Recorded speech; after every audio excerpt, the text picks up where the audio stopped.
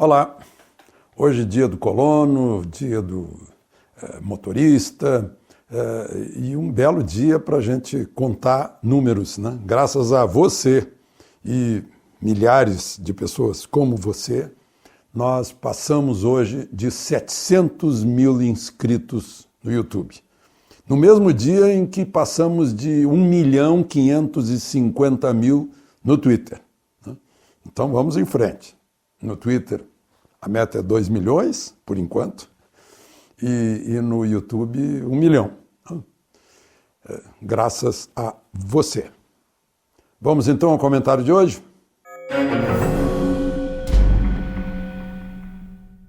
Bom, enquanto o presidente Bolsonaro ia para Manaus, começava, não muito longe dali, né, para números, para nós brasileiros, em Caracas, mais uma reunião do Foro de São Paulo. O PT está lá representado, a presidente Gleisi Hoffmann não foi, né? Mas eu não sei o que vão dizer a respeito, parece que vão falar sobre liberalidades dos costumes, alguma coisa assim. Enquanto isso, os venezuelanos continuam fugindo do seu próprio país, de sua pátria, de sua terra-mãe, né? Houve um reforço, na semana passada foi um reforço de 130 soldados do Exército Brasileiro, do Rio Grande do Sul, para lá, para ampliar a Operação Acolhida, porque não estão dando conta, tem que ampliar, porque cada vez mais venezuelanos estão pedindo refúgio no Brasil e principalmente na Colômbia. O presidente Bolsonaro, quando percebeu que o avião presidencial estava sendo escoltado por caças F-5 da Força Aérea Brasileira, né, gravou uma mensagem dizendo: a Amazônia é nossa, né, para não deixar dúvidas. Né, como ele respondeu para um jornalista estrangeiro, e como respondeu também para o Macron, para a senhora Merkel, né, porque que história é essa, né, de meterem o bedelho no nosso território? Né? Houve toda aquela celeuma em torno de desmatamento da Amazônia, né? É um trabalho danado, né? Ter que desaparelhar o que foi aparelhado para seguir segundo princípios ideológicos, já que se perdeu a matriz, né? Eles não têm mais a matriz fechou, faliu, então tem que cuidar de outras questões para unir os órfãos da matriz. Mas, enfim, queria fazer esse registro nessa coincidência geográfica de o presidente estar lá reafirmando a soberania brasileira sobre a Amazônia e lá no Foro de São Paulo, em Caracas, tratando de assuntos extranacionais globalistas, né? Proletários do mundo todo univos, né? Uma coisa assim, que é uma cosmovisão sempre. Bom, e aí a outra questão é da maleta cheia de dinheiro vivo, notas de 50, notas de 100, na casa de um dos hackers que foi preso, né? Mais a movimentação na conta de um deles, aí de mais de 600 mil. Né? Tudo leva a crer que há uma formação de quadrilha, né? Portanto, uma conspiração contra o Estado brasileiro. E essa conspiração já faliu, né? Deixando de cara no chão quem se apropriou, comprou, usou o produto do roubo, né? Uma espécie assim de receptação, né? Inclusive no Senado, que estavam querendo fazer a CPI do Sérgio Moro. E agora, baseada em quê? Baseada em produto do crime? Né? Incrível. Um deles, como eu já falei, confessou que entrou nas contas, nos recados telefônicos, nas conversas telefônicas de Sérgio Moro com Deltan Dallagnol, mas se sabe muito mais, né? Entraram até nos telefones do presidente do Superior Tribunal de Justiça, presidente da Câmara, presidente do Senado e presidente da República.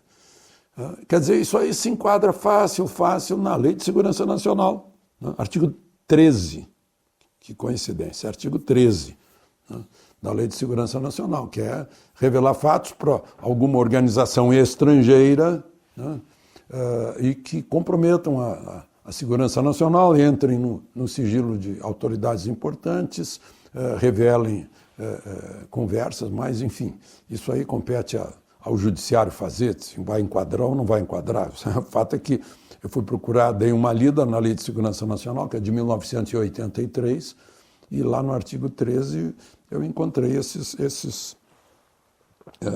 fala até de pena de 3 a 15 anos, né, entregar a grupo estrangeiro dados ou assuntos classificados como sigilosos, né, resumindo o tamanho desse artigo. Enfim, agora resta a gente cumprimentar a Polícia Federal, que fez um trabalho extraordinário. Né? Parabéns à Polícia Federal, mostrando que está equipada com as medidas de proteção dos nossos direitos constitucionais, né? Como é o caso do direito ao sigilo telefônico, né? Atingindo autoridades, desembargadores, membros do Ministério Público, e dizem aí até jornalistas, né? Parece que 1000 pessoas foram atingidas. O ministro Sérgio Moro já disse que vai haver uma comunicação a essas pessoas que foram atingidas, né? Que tiveram seus sigilos devassados, as suas conversas devassadas, as suas mensagens, os seus recados, né?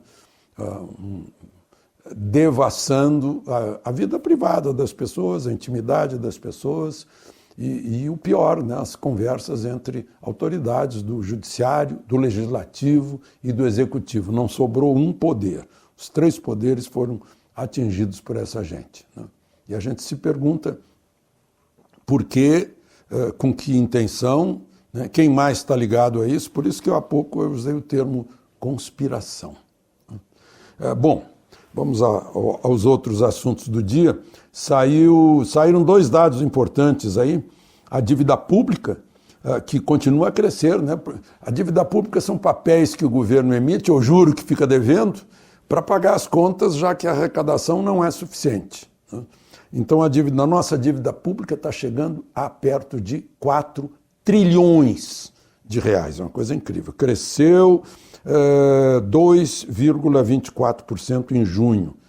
Havia crescido em maio 0,31%, ou seja, 31 centésimos por cento.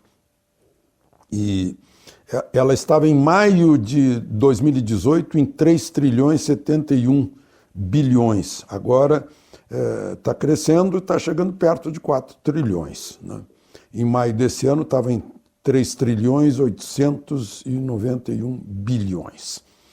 Bom, e outro dado que saiu é que nunca nos últimos 5 anos o emprego formal cresceu tanto, né? Cresceram 408 mil vagas, né?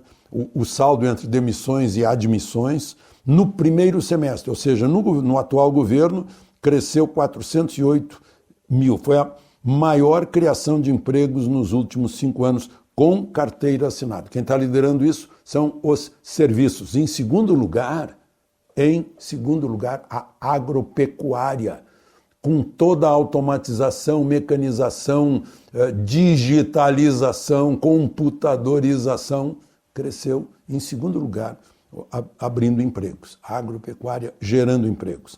Depois a construção civil. Quem teve saldo negativo, com mais demissões e menos admissões, foi o comércio.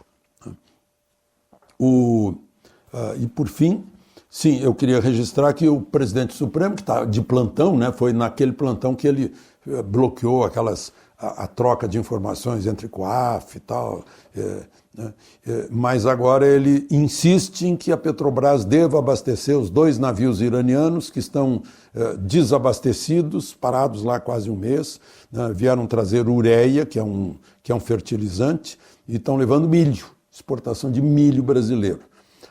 E está insistindo, a Petrobras não quer porque sofreria sanções por parte dos Estados Unidos. Eu acho que é uma boa oportunidade de o presidente brasileiro testar a sua afinidade com o presidente dos Estados Unidos e falar para ele, vamos abrir uma exceção aí nessa história porque o Brasil está precisando exportar milho, né, o seu milho. Eu acho que seria uma boa oportunidade de conversar a respeito disso, né, pelo menos em relação aos aliados. Porque nós não temos briga com o Irã, né? Quem tem briga com o Irã são os americanos. De Brasília, Alexandre Garcia.